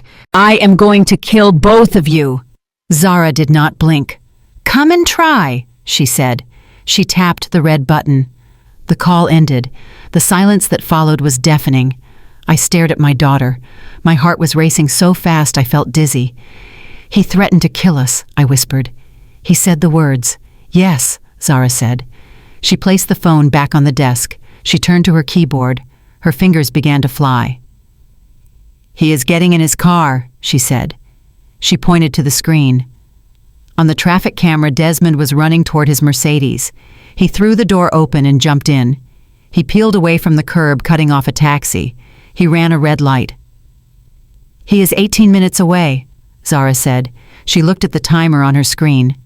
Call the police, I said. I grabbed my phone. Zara, we have to call 911.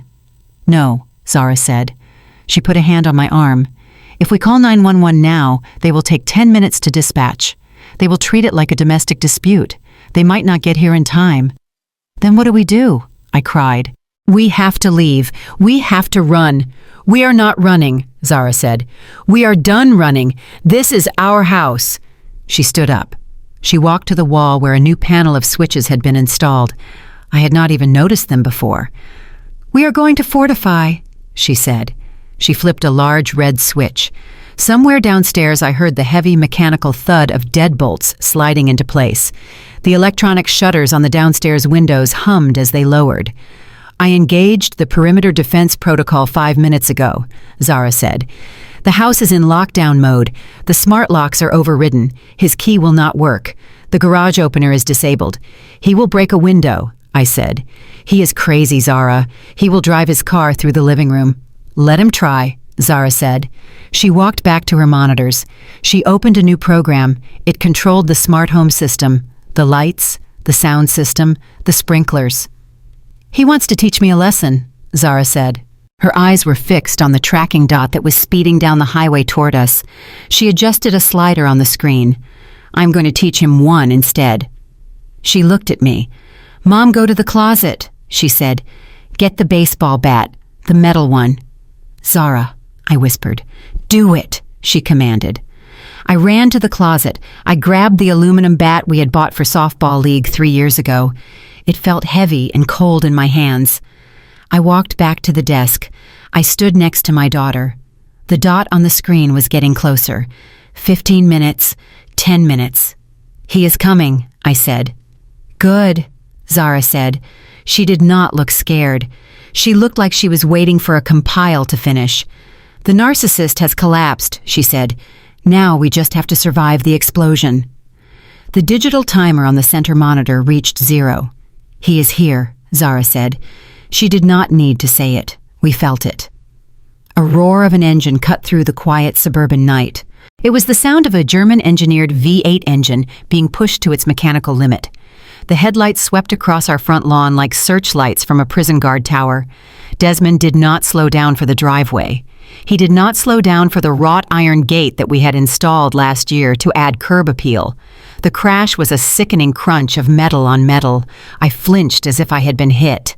On the exterior security camera feed, I saw the heavy black Mercedes slam into the gate. The iron hinges screamed and gave way. The gate flew open, and one side of it scraped along the side of the car, sending a shower of orange sparks into the night air. The car did not stop. It careened up the driveway, knocking over the stone planters and crushing my prize hydrangeas. It slammed into the garage door with a thunderous boom that shook the floorboards beneath my feet. "He is trying to ram the house," I whispered. "He is going to bring the whole house down." "He cannot," Zara said calmly. "The Mercedes has a collision avoidance system that cuts the engine after a major impact.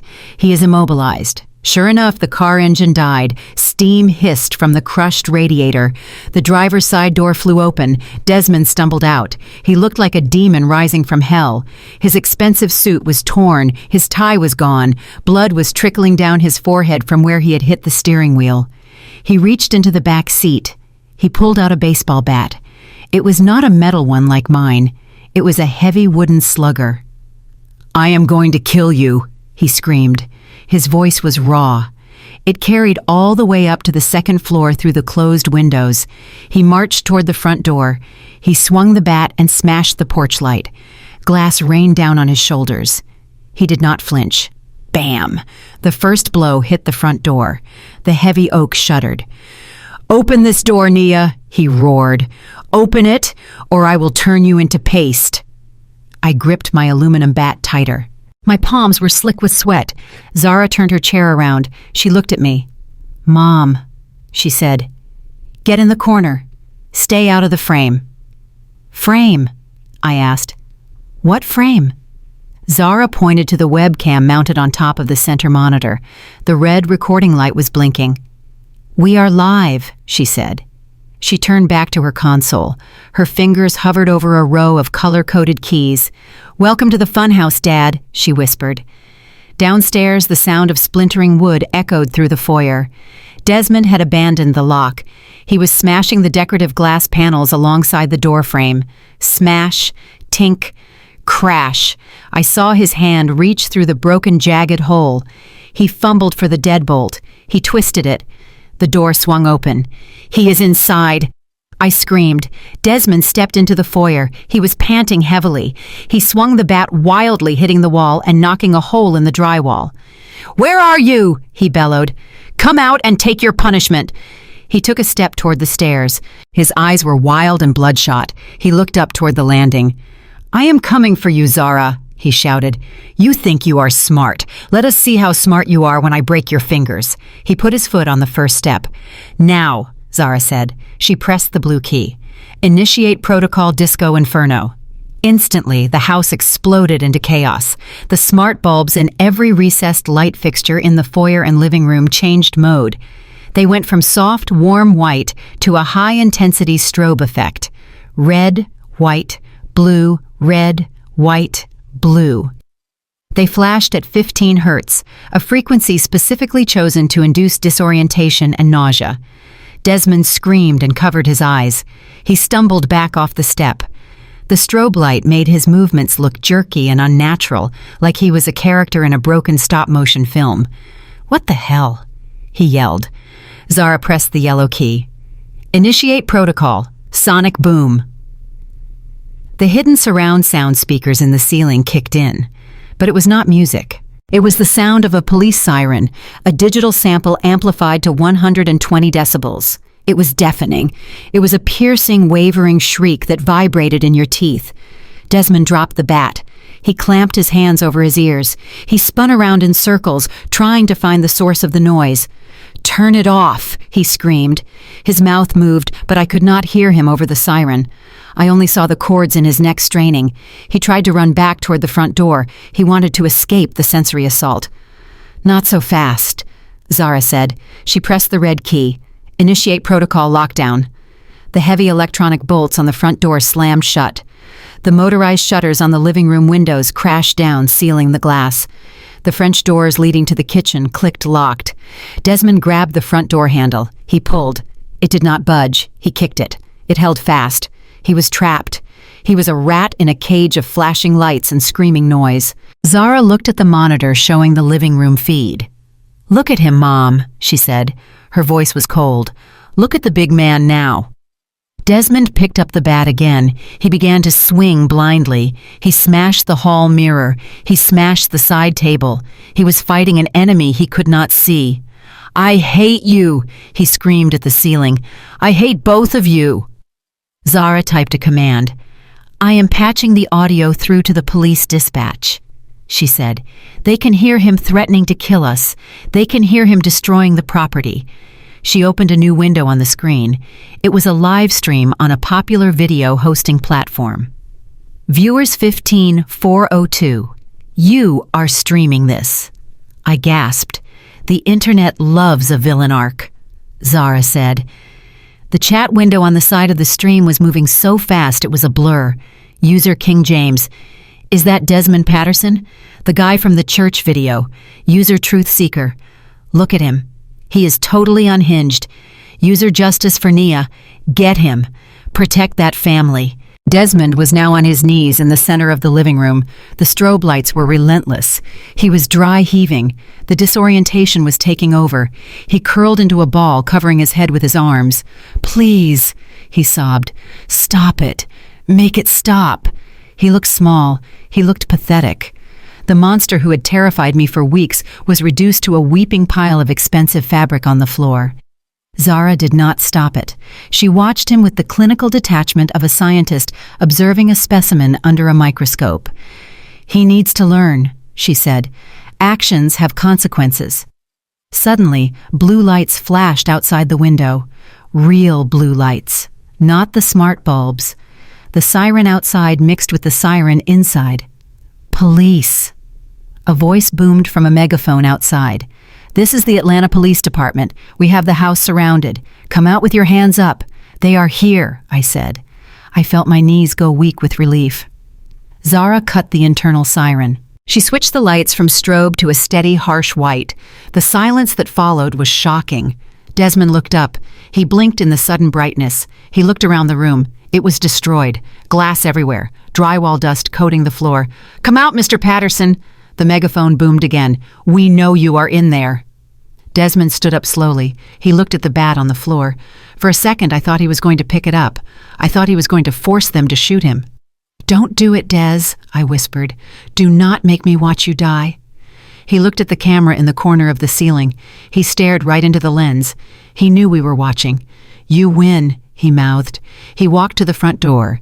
He unlocked the deadbolt, which Zara had just released. He opened the door. I watched on the external camera feed. Desmond stepped out onto the porch. He raised his trembling hands in the air. 6 officers were waiting for him. Their service weapons were drawn. "Get on the ground!" they shouted. "On the ground now." Desmond sank to his knees. He lay face down on the concrete. I watched as an officer kneeled on his back. I watched as they pulled his arms behind him. I heard the click of handcuffs. It was the most beautiful sound I had ever heard. They hauled him to his feet. He looked toward the street. The entire neighborhood was out. Mrs. Jenkins, the Johnson family, the mailman. They were all standing on their lawns, holding their phones up recording. Desmond Patterson, the man who cared more about his image than his own soul, was being perp-walked in front of the entire community. He was disheveled. He was crying. He was broken. An officer shoved him into the back of a squad car. Desmond ducked his head to avoid hitting the frame, a final indignity. The car door slammed shut. It was over. I looked at Zara. She was still sitting in her chair. The live stream was still running. Viewers 25,000. Comments were exploding with victory emojis and hearts. Zara typed one final message into the chat. "Target neutralized. Game over." Then she cut the feed. She spun her chair around to face me. The adrenaline was leaving her body now. I could see her hands starting to shake. "Is he gone, Mom?" she asked. Her voice sounded small, like a child again. I dropped the bat. I walked over and wrapped my arms around her. I buried my face in her braids. "Yes, baby," I said. "He is gone. He is really gone." We held each other in the glowing blue light of the war room. Downstairs, our house was a wreck. Our front gate was destroyed. Our reputation was the talk of the town. But we were safe. And for the first time in months, I felt the tight knot of fear in my chest begin to loosen. We did not just survive. We won. I looked at the screen one last time. The image of the empty police cruiser pulling away was frozen there. Goodbye, Desmond, I thought. I hoped the villa in St. Kitts was worth it, because the cell in Fulton County Jail was going to be very small and very cold. The silence that descended upon our lives after the arrest was heavy. It was not peace. It was the exhaust of a machine that had been running at maximum capacity for too long. The legal aftermath was swift and brutal. Camille Vance proved that there is no honor among thieves. The moment the federal agents placed a plea agreement on the table, she turned on Desmond with a ferocity that was terrifying to behold. She handed over years of emails. She provided voice memos where Desmond bragged about hiding assets. She painted him as the mastermind who had manipulated her into committing fraud. It was a performance worthy of an Academy Award. The prosecutors ate it up. They wanted a conviction, and Camille gave them the perfect villain. Desmond was facing 15 years in federal prison without the possibility of parole. Camille would likely serve 10. They were going to rot in concrete boxes instead of sipping Mai Tais on a beach in St. Kitts. Then there was the money. The $200,000 sitting in the Swiss account was a ticking time bomb in my mind. I was terrified the government would seize it. I was terrified we would be charged as accomplices. But Zara was playing a game on a level I could barely comprehend. She did not hide the money, she legitimized it. She drafted a professional invoice on letterhead she designed herself. She sent it directly to the interim board of directors at Horizon Logistics. The subject line read, "Security Consultation and Penetration Testing Services." Attached was a 50-page report detailing exactly how she had breached their firewall and exposing the double ledger system Camille had used to steal from them. She offered them a choice: pay the consulting fee for her services in identifying this critical vulnerability, or risk the report being leaked to the press. The company panic was immediate. They wired the funds within 24 hours. They classified it as a vendor payment for IT security. They even made us sign a non-disclosure agreement.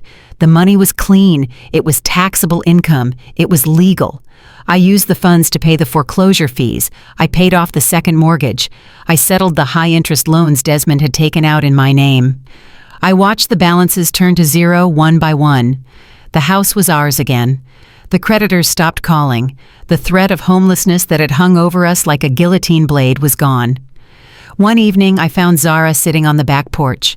The sun was setting, painting the Atlanta sky in shades of bruised purple and gold. She was watching a squirrel run along the fence line.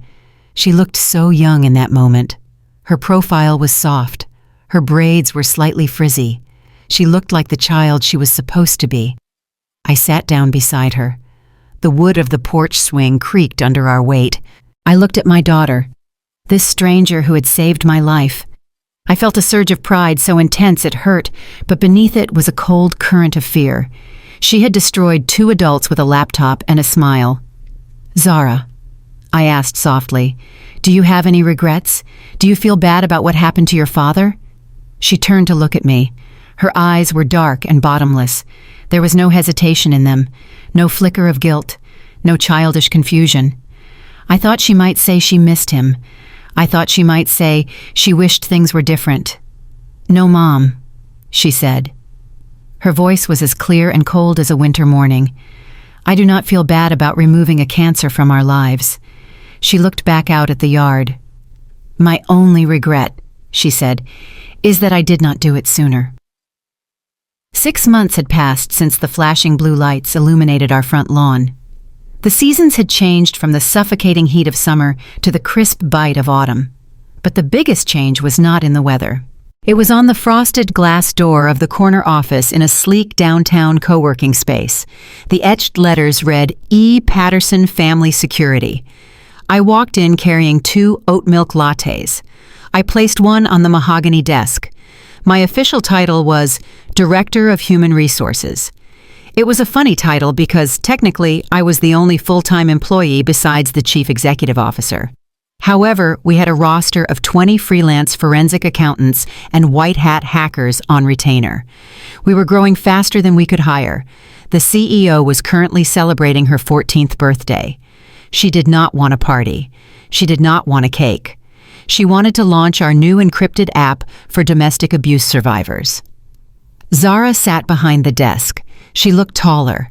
Her braids were styled in a sophisticated updo. She wore a blazer over her graphic t-shirt. She was typing with that same rhythmic intensity that used to terrify me. Now it was the sound of our salvation. "Here is the weekly report, Director," Zara said. She slid a tablet across the desk without looking up. I picked it up. The numbers were staggering. In the last month alone, we had recovered over $400,000 in stolen marital assets. We had secured the credit identities of 50 children. We had helped 12 women file ironclad fraud reports against spouses who thought they could steal with impunity. "We are profitable," I said. I smiled at my daughter. "We are very profitable. We are effective," Zara corrected. "Profit is just a byproduct of efficiency." She spun her chair around to face the window. We looked out over the Atlanta skyline. Somewhere out there in a federal detention center, Desmond was sitting in a cell waiting for his next hearing. But we did not talk about him anymore. He was just a case study, a data point in Zara's algorithm of protection. The red phone on her desk rang. The room went quiet. That was the hotline. It was the number we advertised on church bulletin boards and in hair salons across the city. It was the number that whispered a promise of hope to women who woke up and found their bank accounts empty. Zara picked up the receiver. She did not hesitate. "E. Patterson Family Security," she said. "This is the senior consultant speaking." I watched her face. Her expression softened just a fraction. She was listening to a story we knew too well. I could hear the tinny sound of a woman sobbing on the other end of the line. "I understand," Zara said. Her voice was calm. It was the voice of a general who had seen the battlefield and knew the way home. "You went to the ATM and the balance was zero. He told you it was a mistake. He told you that you were crazy." She grabbed a pen and pulled a fresh legal pad toward her. I need you to listen to me, Zara said. You feel like your life is over. You feel like you have no power. But that is not true. She looked at me and winked. We are going to get it back. We are going to get everything back. The crying on the other end stopped. Don't worry, Zara said firmly. You are safe now. Now take a deep breath and tell me about your husband. As my daughter began to work, I took a sip of my coffee. I looked at the nameplate on her desk. It did not say genius or hacker or child. It said protector. And as the sun streamed through the glass, I knew that no matter what happened next, we would never be victims again. Moral lesson. In a world that often underestimates the quiet ones, this story reminds us that silence is not weakness. It is often the sound of a strategy being built. We are taught that family is everything. But loyalty should never come at the cost of your survival or your future. When the people assigned to protect you fail in their duty, you possess the power to rewrite your own destiny. True strength isn't just about enduring pain. It's about having the courage to dismantle the systems that hurt you and building something unbreakable in their place. Protect your peace, protect your future,